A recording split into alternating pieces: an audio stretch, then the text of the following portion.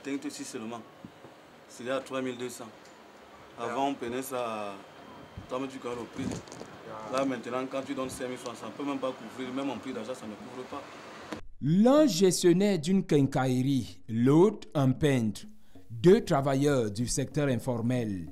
Comme eux, de nombreux autres Camerounais qui perçoivent un salaire mensuel équivalent du SMIC, salaire minimum interprofessionnel garanti, 36 270 francs CFA pour des journées de travail sans repos pourtant.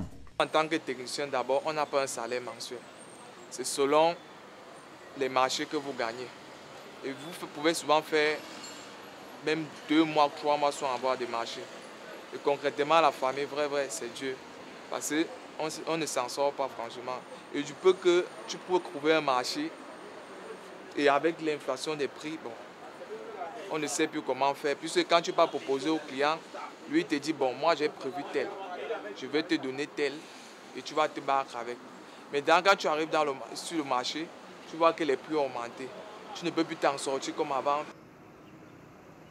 Dans un contexte national marqué par une hausse annuelle du prix des biens et services de consommation, selon l'Institut national de la statistique, cette hausse s'élevait à 2,7% en 2017 et 2,5% en 2019.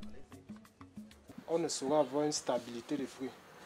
Ceci est dû par rapport au coût de l'importation et beaucoup d'autres paramètres qui entrent en jeu. Mais par rapport aux années antérieures, avant l'arrivée de la pandémie, les prix étaient un peu grimpants, mais pas à la vitesse qu'on observe actuellement. Tu vas venir déposer 50 000, peut-être pour une marchandise, pour la récupérer plus tard. Du coup, sur le marché, la même marchandise a augmenté. Et le client n'entend pas que quand il déposait, c'était à un bas prix. Et pendant qu'il n'était pas là, les prix ont augmenté. Du coup, ça fait problème. Deux fois, le quincailler est obligé de tenir son engagement vis-à-vis du client. Mais là, en perdant même d'ailleurs. Dans les autres secteurs, comme la vente des produits frais, l'on assiste aussi à la baisse des revenus. Par rapport aux années antérieures, c'est très dur, ma fille, très dur. Donc on fait seulement le maintien, parce que nous ne voulons pas rester à la maison. Très dur. Avant, le sac d'orange coûtait entre 2 000 et 3 000 francs. Ce matin, j'ai pris un sac à 7 500. Situation également pas très gaie chez les fonctionnaires, agents de l'État et autres salariés du secteur privé. Car, selon l'Institut national de la statistique, environ 84 543 personnels de l'État perçoivent un salaire mensuel de 56 772 francs CFA, tout juste au-dessus du SMIC. Compte tenu du maigre salaire qu'un fonctionnaire camerounais a, vous comprenez avec moi que ça ne donne pas, ça ne tient pas. Sur le plan du logement, si on s'en tient au salaire des fonctionnaires, honnêtement, aucun fonctionnaire, je ne veux pas dire aucun fonctionnaire, c'est-à-dire qu'à la limite du recul, un fonctionnaire, pour construire, il faut beaucoup de temps parce qu'on prend des crédits. Mais si vous êtes à cheval entre la fonction publique et le reste du monde, vous pouvez vous débrouiller. Nous sommes alors loin de l'époque où les revenus parvenaient à couvrir les charges dans les différentes familles. Il y a de cela 10 ans, c'était par rapport au nombre de personnes que j'avais à la maison. Oui. Bon, à l'époque, nous étions 8 à la maison. Et à la fin du mois, il fallait dépenser dans les 110 000 francs pour manger. Oui. Mais avec la flambée des prix des produits sur le marché, aujourd'hui, nous ne sommes même pas 6 à la maison. Mais pour manger, c'est tellement difficile. Le carton de poisson qu'hier, on achetait à 22 000, nous les retrouvons à 30 000 francs. Ce n'est pas aussi aisé. Le kilo de viande qui hier était peut-être à 1 500, aujourd'hui nous retrouvons le kilo de viande sans eau à 2 500.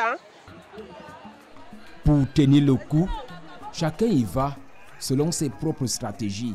Le matin déjà, je dépense au moins 1 500 francs pour le petit déjeuner. Ce qui m'aide, la seule chose qui m'aide, c'est que j'ai un congélateur. Ça me permet d'aller sur les marchés, voir les prix, comparer, faire le marché et stocker. Ce n'est que ça qui m'aide. On ne peut pas voler. On fait avec. On doit réduire le nombre de repas journaliers d'abord. Deuxièmement, on doit un peu éliminer les loisirs. Là, il ne faut pas aller. Si je prenais 5 bières, je peux maintenant me retrouver à prendre une seule bière pour satisfaire aux besoins familiaux. Comme nous sommes dans des enseignants, si un parent vient me voir, je peux répéter son enfant.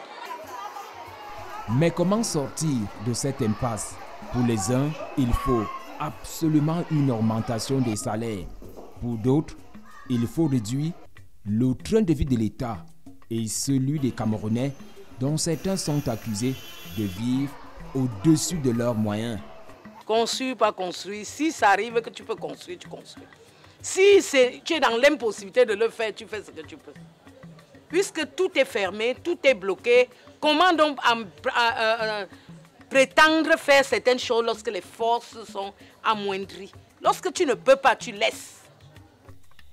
Et la situation ne risque pas de s'améliorer au cours des prochaines années.